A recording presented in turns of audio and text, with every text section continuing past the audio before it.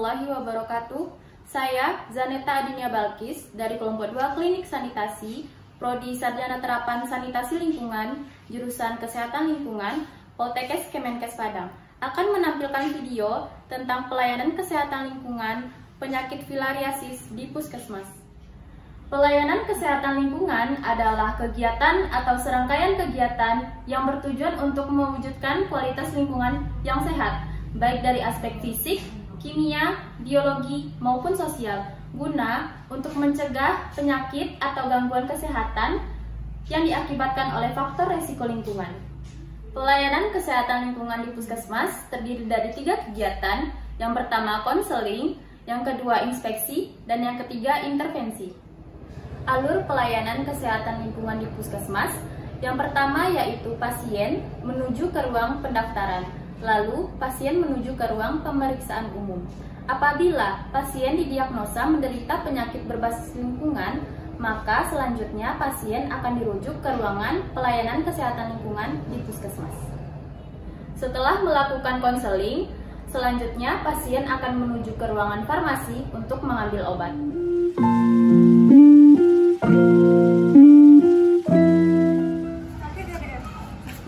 Kabarnya kita periksa dulu. Selamat siang Bu, silakan duduk. Siapa yang sakit ini? Ini adik saya masuk ya. Boleh dilihat katanya? BPJS-nya ada? Ada. Ini katanya.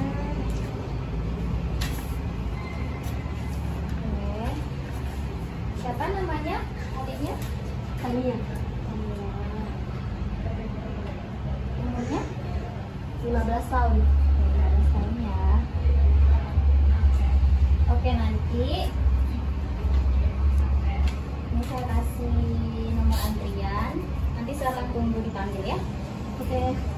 Ya. Misi Kak. Iya. Jadi tadi ini ada pasien namanya Tania, 15 tahun. Nanti semua aja masuk ya. Siapa? Antrian nomor 16 atas nama Tania. Saya. Itu silakan masuk.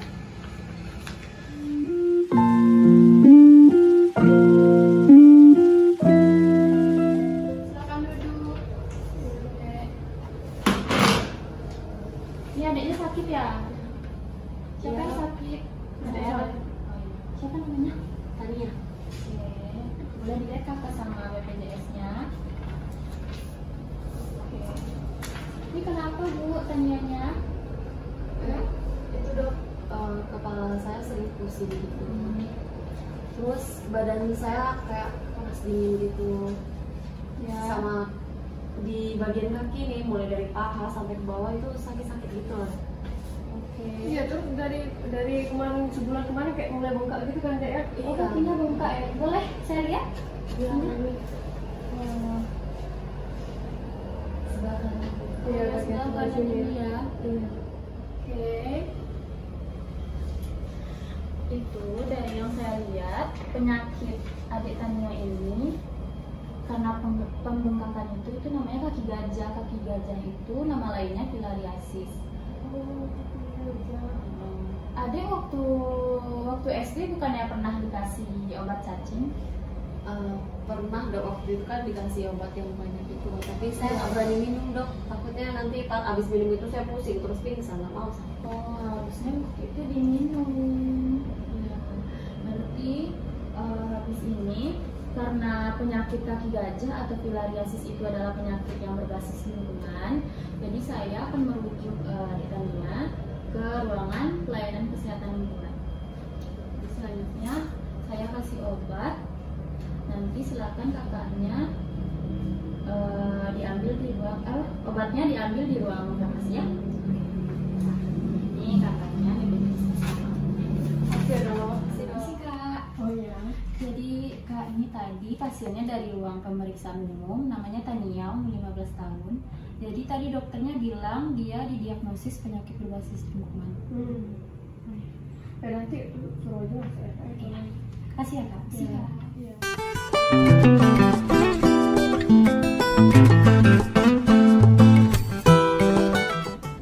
Konseling adalah hubungan komunikasi antara tenaga kesehatan lingkungan dengan pasien yang bertujuan untuk mengenali dan memecahkan masalah kesehatan lingkungan yang dihadapi.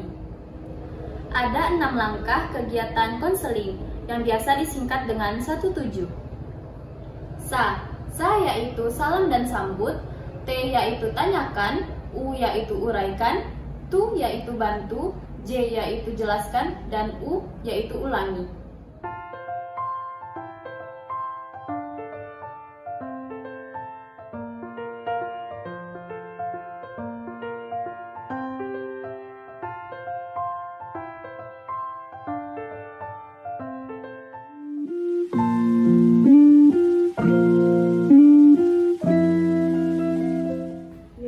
Ya, silakan duduk, Bu.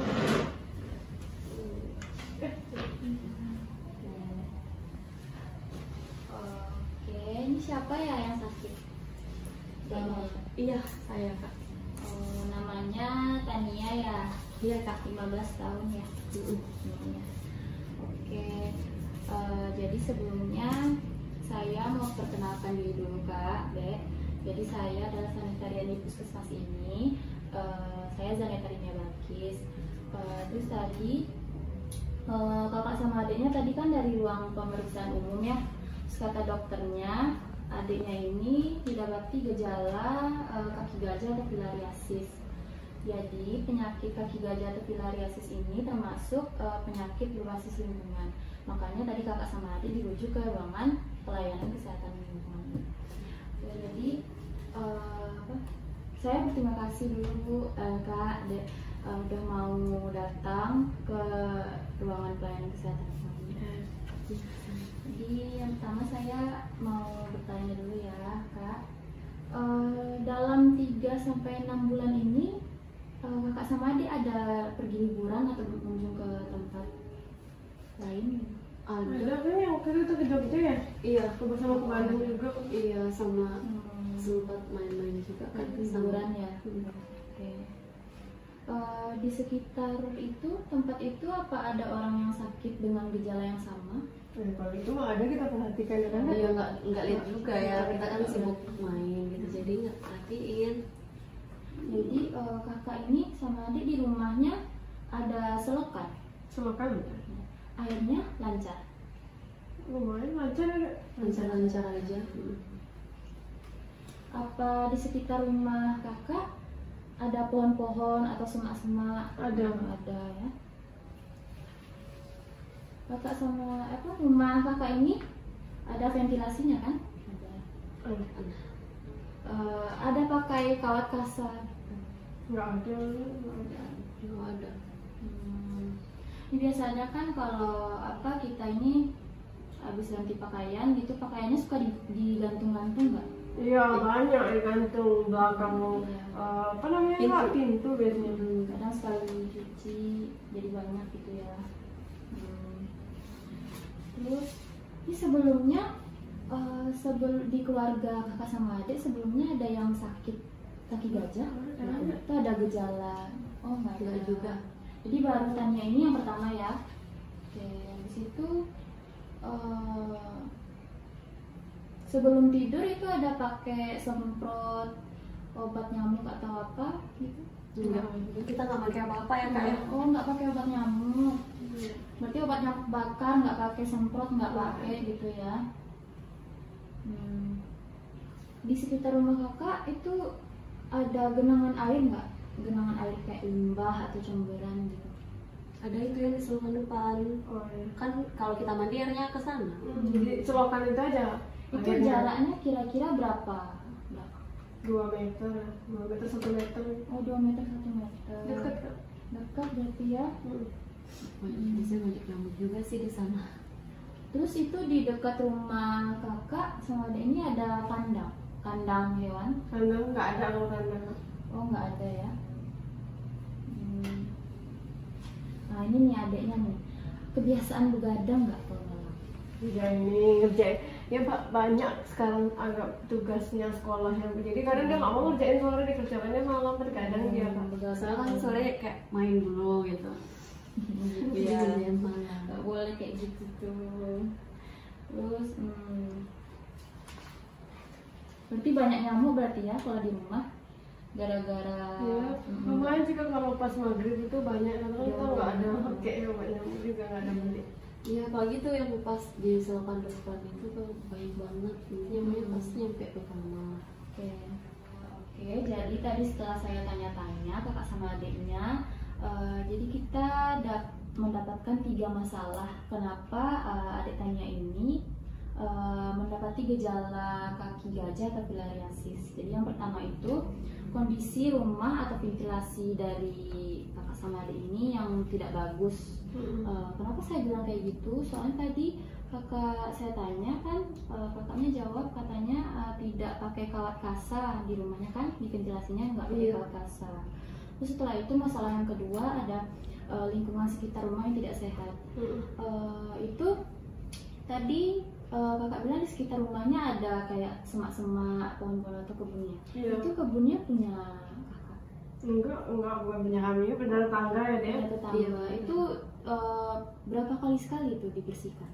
Nggak tahu sih, jarang lah, kan nggak ada, maksudnya nggak ada dia ketetapannya. Kadang mau dia dibersihkannya, kadang nggak pas dia bersihkan ikut kita ya. Dibiarkan rimbun kayak gitu ya. Oke, terus masalah yang ketiga itu perilaku dari adik Tania ini yang tidak sehat. Kenapa tadi kakak bilang tidak sehat? Karena tadi Tanianya bilang kakak sama adik ini kalau habis pakai baju itu suka digantung gitu kan, nggak langsung dicuci gitu. Nanti numpuk bajunya kan. Terus habis itu adik Tania ini kalau tidur pakai kelambu. Nggak pakai. Nah, itu juga harusnya tidurnya pakai kelambu gitu kan. Terus tadi adik Tania bilang akhir-akhir ini sering begadang kan. Nah, itu harusnya nggak boleh, harusnya kerjain tugasnya itu sore atau pulang sekolah biar malamnya nggak begadang gitu. Oke, jadi dari masalah yang didapatkan tadi saya akan memberikan saran. Yang pertama untuk masalah yang kondisi rumah atau ventilasi yang tidak baik itu, sebaiknya di ventilasi kakak, di rumah kakak itu dipasang kawat kasa gitu kan, biar nyamuk itu nggak masuk. Katanya tadi kalau udah maghrib tuh banyak nyamuknya kan. Terus lalu masalah yang kedua yaitu tadi lingkungan sekitar rumah yang tidak terawat. Jadi tadi saran saya semak-semak atau kebun yang ada di sekitar rumah itu dibersihkan gitu kan, biar nggak bersarang nyamuknya, biar nyamuknya nggak masuk ke dalam rumah gitu. Terus yang ketiga itu masalahnya tadi perilaku adik Tania yang tidak sehat gitu. Berarti untuk apa? Tadi katanya sering gantung-gantungin baju gitu habis dipakai kan, habis ini dilipat bajunya, diturunkan, jangan digantung-gantung. Habis itu jangan begadang. Kalau buat tugas sekolahnya itu dibikin habis pulang sekolah atau sore biar malamnya nggak begadang. Terus untuk tidurnya pakai kelambu gitu, biar nggak digigit nyamuk. Oh iya, tadi yang terakhir itu katanya tadi kalau tidur nggak pakai obat nyamuk kan. Biasakan mulai dari sekarang habis ini kalau tidur itu pakai obat nyamuk ya Bu. Obat nyamuk semprot kan ada, sebaiknya pakai obat nyamuk. Baiklah Kak, selanjutnya kan saya akan menindaklanjuti. Biasanya setelah kegiatan konseling ini kami biasanya akan pergi ke rumah pasien untuk melakukan inspeksi gitu Kak.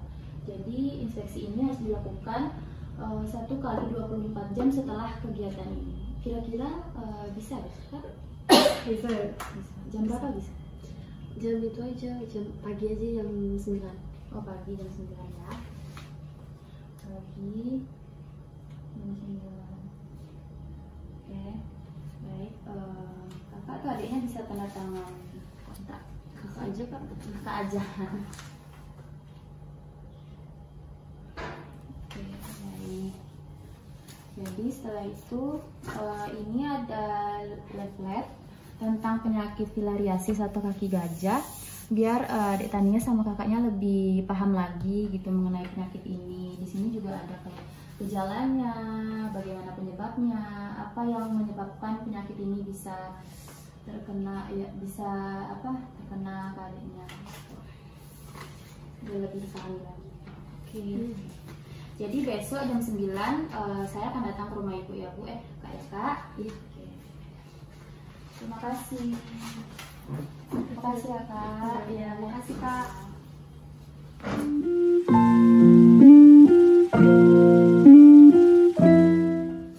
Permisi Kak, mau ambil obat.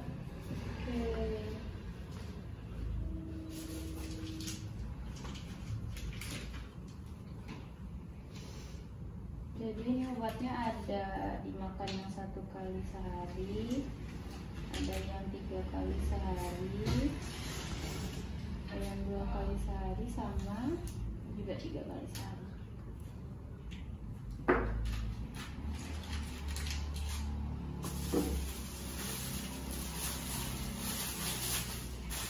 Ini obatnya, jangan lupa diminum setelah makan. Terima kasih ya. Ya.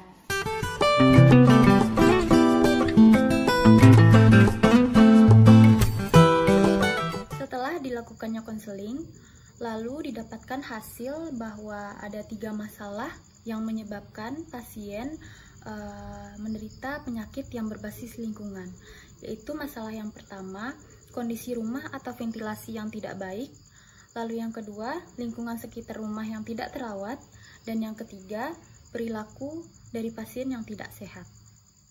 Maka, tindakan selanjutnya yang akan dilakukan yaitu inspeksi kesehatan lingkungan. Inspeksi kesehatan lingkungan adalah kegiatan pemeriksaan atau pengamatan secara langsung terhadap media lingkungan dalam rangka pengawasan berdasarkan standar, norma, dan baku mutu yang berlaku untuk meningkatkan kualitas lingkungan yang sehat. Ada 4 metode dalam kegiatan inspeksi kesehatan lingkungan. Yang pertama yaitu pengamatan fisik media lingkungan. Secara garis besar, yang akan diamati pada pengamatan fisik media lingkungan yaitu air, udara, tanah, pangan, sarana dan bangunan, dan yang terakhir, vektor dan binatang pembawa penyakit. Yang kedua yaitu pengukuran media lingkungan di tempat. Pengukuran media lingkungan di tempat dilakukan dengan menggunakan alat insight untuk mengetahui kualitas media lingkungan yang hasilnya dapat langsung diketahui di lapangan. Yang ketiga yaitu uji labor. Uji labor dilakukan apabila hasil pengukuran dari insight memerlukan penegasan lebih lanjut, maka dilakukan uji labor.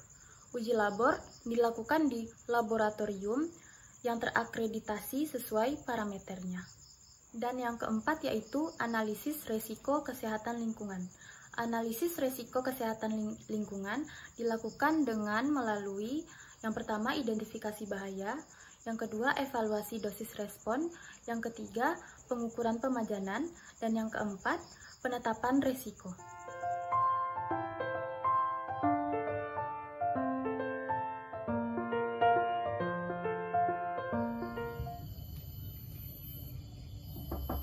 Assalamualaikum.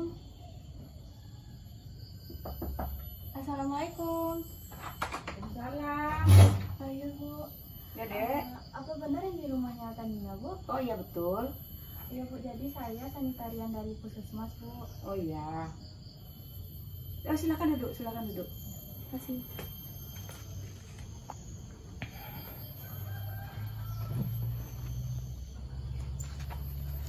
Ada apa Dek? Iya Bu, jadi sesuai dengan hasil konseling kemarin, saya sama anak ibu sudah melaksanakan konseling Bu. Jadi kami sudah menyepakati kalau hari ini saya akan melakukan inspeksi ke rumah ibu, melihat-lihat kondisi rumah ibu sama kondisi sekitar lingkungan rumah ibu. Oh berarti sekarang Adek mau lihat ke dalam dulu. Ah iya. Oh iya silakan. Ya, terima kasih. Oh ya Bu, jadi kemarin setelah saya tanya-tanya, katanya anak ibu suka banyak gantung-gantungin baju di rumah gitu Bu. Oh iya, saya juga suka gantung-gantung baju juga, habis pakai gantung gitu. Oh gitu, boleh saya lihat Bu? Oh iya silakan.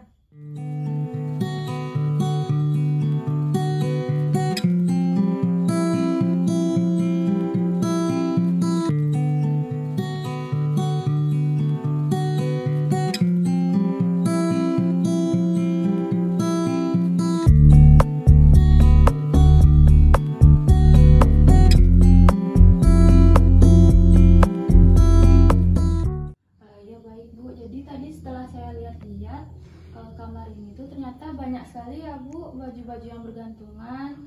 Terus juga jendela Ibu ventilasinya nggak pakai kawat kasa. Jadi sebaiknya Bu, kalau baju-baju yang sudah tidak dipakai lagi, lebih baik dilipat saja atau langsung saja dicuci gitu Bu, biar nggak jadi sarang nyamuk.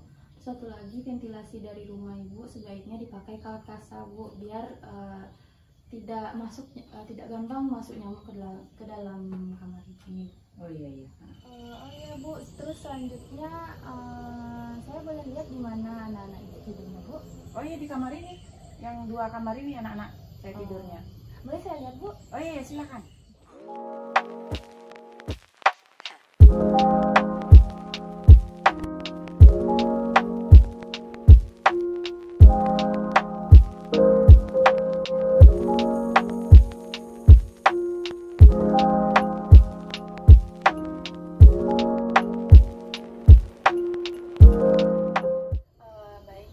Setelah tadi saya lihat-lihat kondisi kamarnya, ternyata ventilasi dari kamar ini juga nggak pakai kawat nyamuk ya Bu ya? Iya.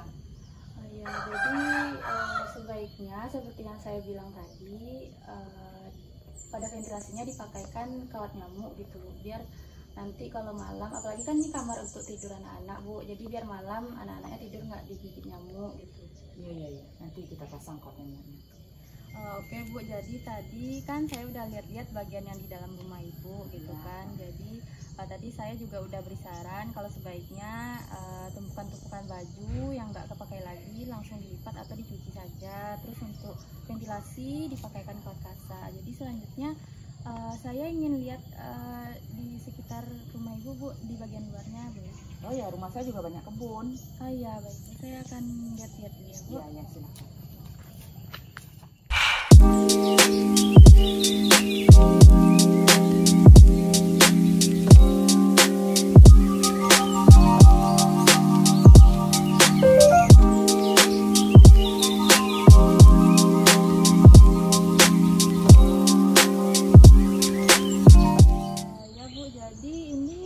Saya lihat kebunnya ini cukup luas juga ya Bu ya, dan rimbun juga gitu. Apa memang jarang dibersihkan ya Bu? Ya, ini kebun ini sebenarnya kebun saya, tapi diserahkan ke orang lain. Tapi memang ini orangnya jarang datang ini bersihkan. Oh gitu. Jadi Bu, sebaiknya karena Ibu kan juga tinggal di sekitar kebun ini Bu, jadi kalau misalnya kebunnya rimbun kan juga jadi sarang nyamuk nanti kan Bu. Sebaiknya kebunnya dibersihkan secara berkala gitu Bu, biar nggak jadi sarang nyamuk, biar nyamuknya juga nggak masuk dalam rumah. Iya.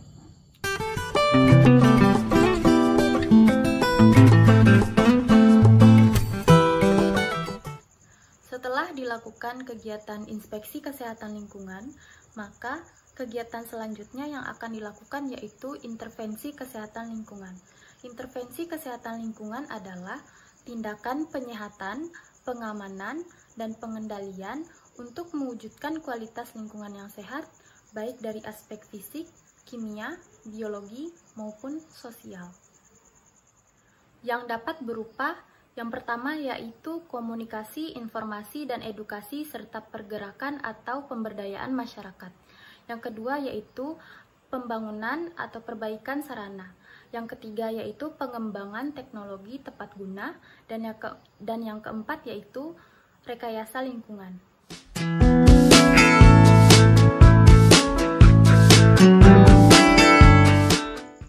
Oke, Assalamualaikum warahmatullahi wabarakatuh. Baiklah Bapak-bapak dan Ibu-ibu sekalian, sebelumnya saya mengucapkan terima kasih banyak atas partisipasi dari Bapak-bapak dan Ibu-ibu yang telah menyempatkan hadir ke acara penyuluhan mengenai penyakit filariasis pada kali ini. Baiklah Bapak-bapak dan Ibu-ibu sekalian, sebelumnya saya akan memperkenalkan diri terlebih dahulu. Saya adalah Zaneta Adinia Balkis atau biasa dipanggil Balkis. Saya adalah sanitarian dari puskesmas ini. Baiklah, langsung saja Bapak-bapak dan Ibu-ibu, saya akan menjelaskan mengenai penyakit filariasis atau penyakit yang biasa kita sebut dengan penyakit kaki gajah.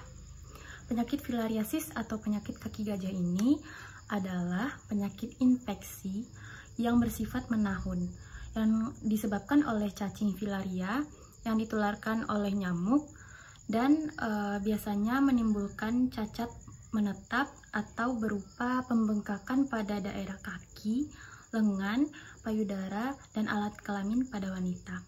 Selanjutnya, gejala atau tanda-tanda penyakit filariasis ini ada dua. Yang pertama tahap awal dan yang kedua tahap lanjut. Pada tahap awal ini gejala atau tanda-tandanya yaitu yang pertama demam berulang 1-2 kali atau lebih setiap bulannya. Itu lamanya sekitar 3-5 hari. Demam ini terjadi terutama bila seseorang bekerja berat. Lalu selanjutnya timbul benjolan atau terasa nyeri pada bagian lipatan paha atau lipatan ketiak, namun tidak terdapat bekas luka. Lalu selanjutnya terdapat atau teraba ada urat atau seperti tali berwarna merah.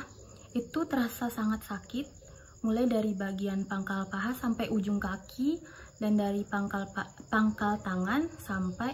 ketiak sampai ujung tangan. Lalu yang kedua yaitu tahap lanjut. Pada tahap lanjut yaitu terjadi pembengkakan pada bagian kaki, lengan, payudara, dan alat kelamin pada wanita. Dan lama-lama akan menjadi cacat menetap. Baiklah, selanjutnya Bapak-bapak dan ibu-ibu, apa sih penyebab dari penyakit filariasis atau penyakit kaki gajah ini? Baiklah, penyakit filariasis atau penyakit kaki gajah ini disebabkan oleh cacing filaria, sebagaimana yang sudah saya jelaskan di awal tadi. Dan cacing filaria ini hidup di dalam tubuh manusia.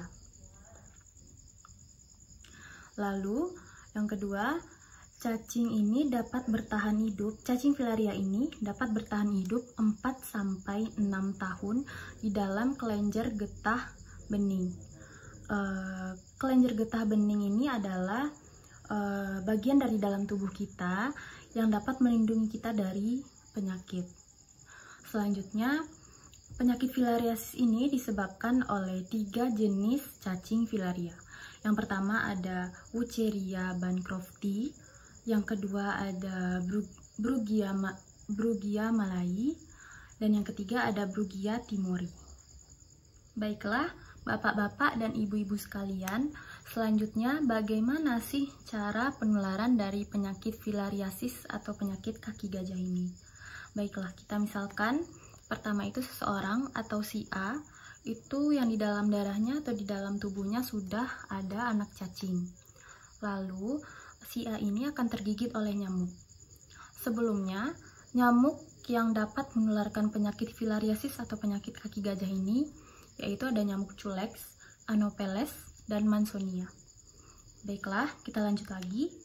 Tadi si A tergigit oleh nyamuk culex, Anopheles, ataupun Mansoni. Lalu pada saat proses nyamuk menggigit si A ini, nyamuk akan menghisap darah dari si A ini, yang dalam darahnya itu sudah ada anak cacing. Lalu anak cacing itu akan masuk ke dalam tubuh nyamuk.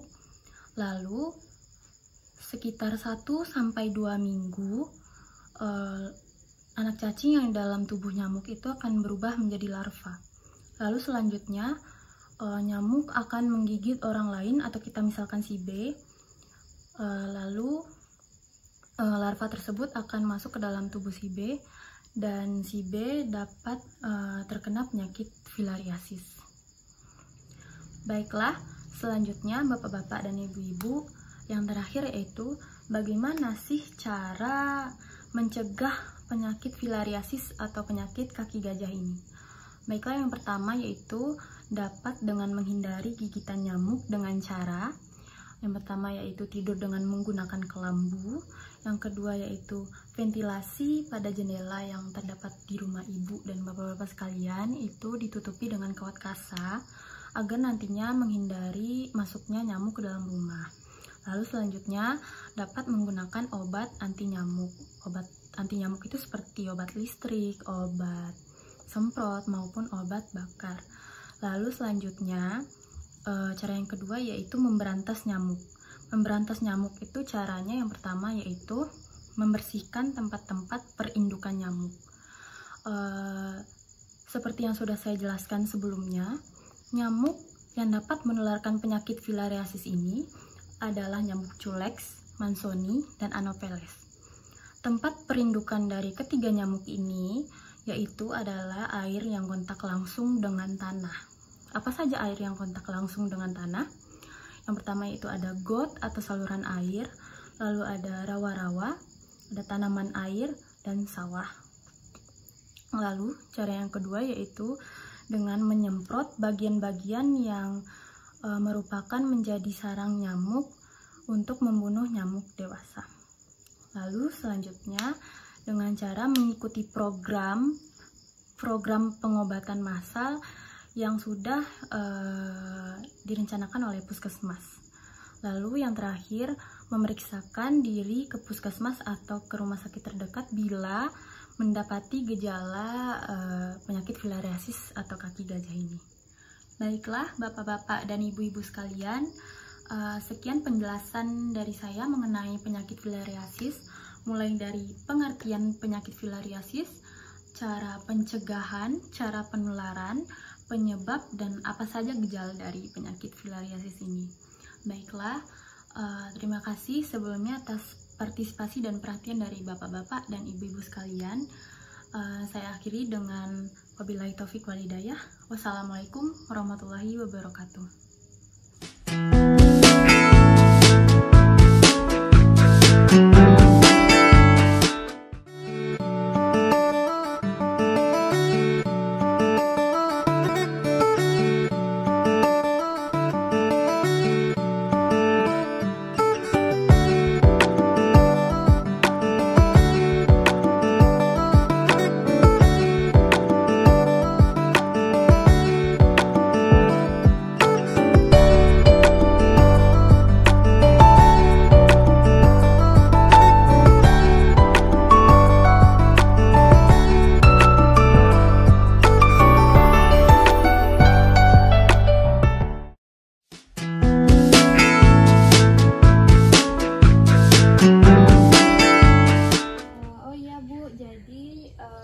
Tanaman anti nyamuk, jadi sebaiknya ini ditanam di rumah ibu agar mengurangi nyamuk.